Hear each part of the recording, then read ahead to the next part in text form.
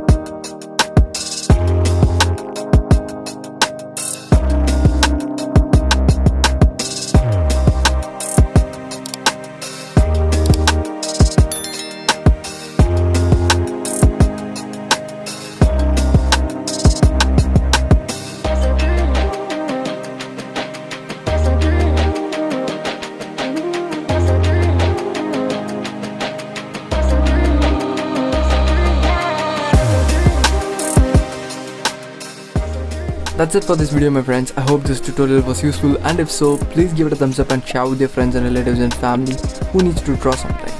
And subscribe for more, and please support me for more useful videos like this. Thank you so much for watching. See you on the next video. Until then, this is Vishwa.